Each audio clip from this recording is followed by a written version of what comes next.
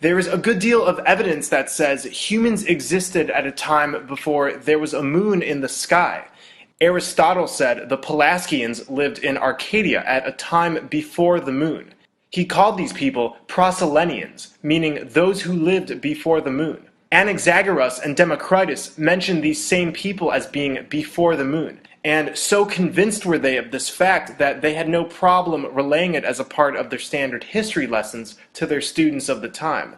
Apollonius of Rhodes mentioned the time when not all the orbs were yet in the heavens, and only the Arcadians lived, of whom it is said that they dwelt on mountains and fed on acorns, before there was a moon.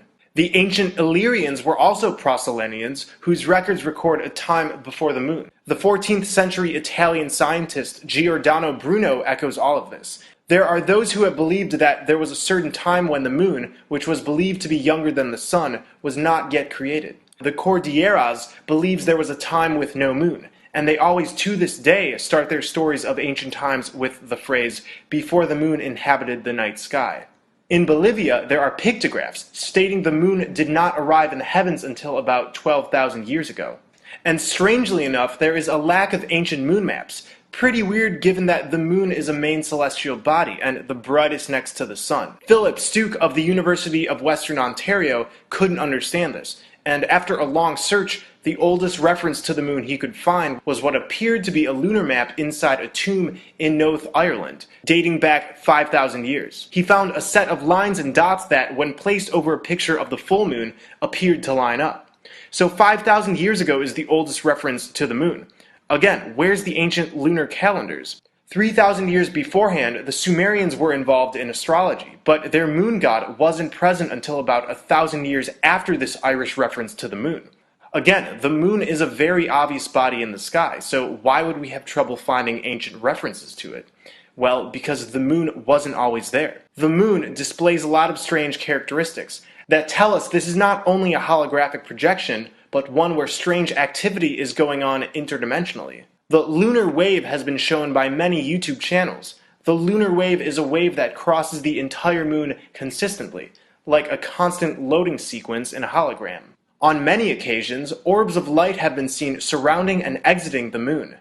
These are either souls that are being recycled back into another body on Earth, or the false light beings traveling to and from. There's really no way to know, but the activity is strange. The moon is an implant, and part of the moon's function interdimensionally is to create a false light trap upon our death. This is what some people refer to as the Pac-Man light.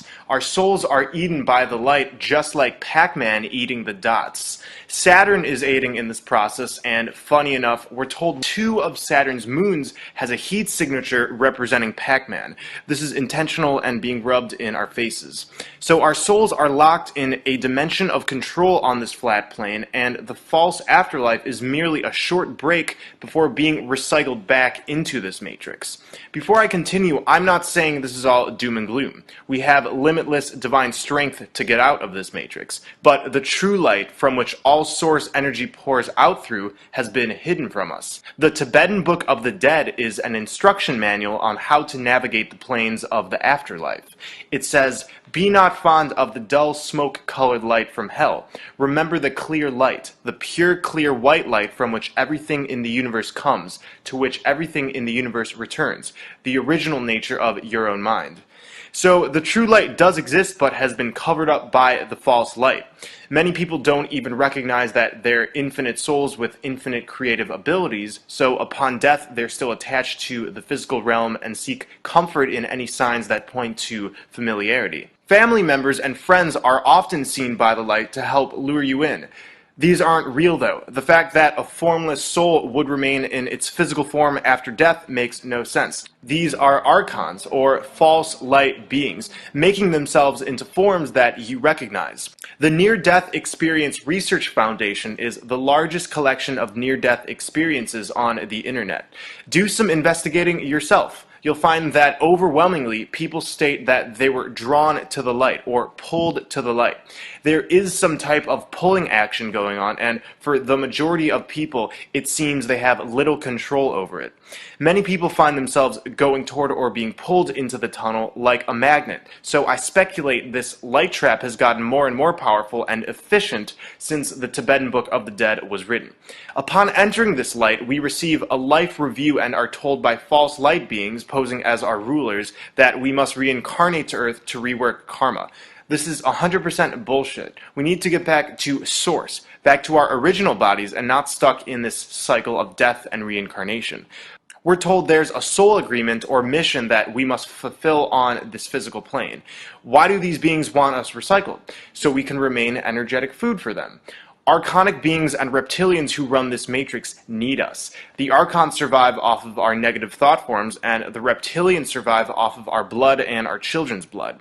John Grace, an ex-CIA operative, wrote under the name Val Valerian in a series of books called Matrix. His material has a lot of truth in it, but it's also mixed with lies, like all disinformation activists. He does reveal, however, the afterlife's tricks as required by the laws of lesser magic.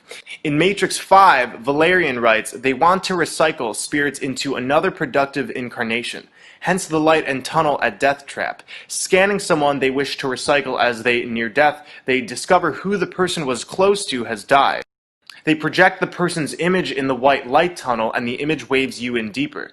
If you choose to follow, you can be trapped and sent to another incarnation of their choice. Hidden in plain sight is another name for lesser magic. The laws of lesser magic entailed that the evil acts done on this plane can be balanced out as long as the truth has been shown to us via riddles, media, symbols, and more. The DreamWorks logo sequence shows a boy sitting on the moon fishing in the water. The moon has nothing to do with the works of dreams. This boy is fishing for souls. We're told through many movies not to go into the light. Caroline, listen to me. Do not go into the light. Stop where you are. Turn away from it. Don't even look at it. Blue flower, red thorn. Don't die, Shrek. And if you see a long tunnel, stay away from the light.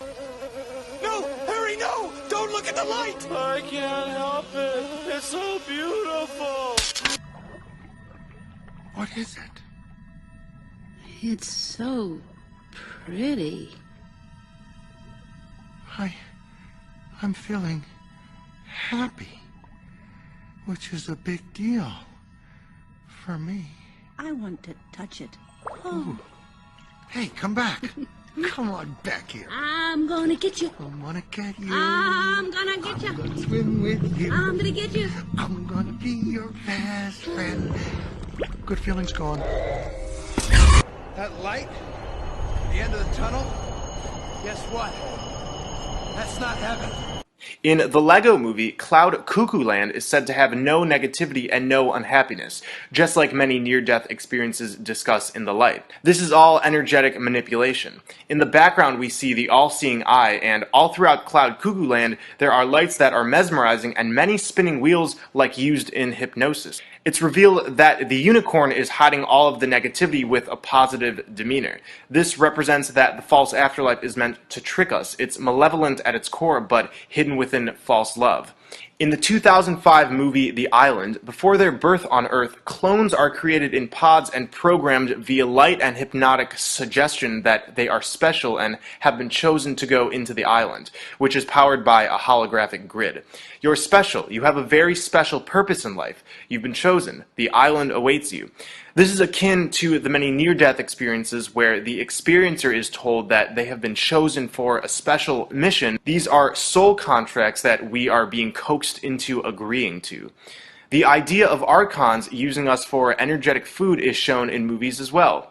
In The Host, the human race has been taken over by small parasitic beings called the souls.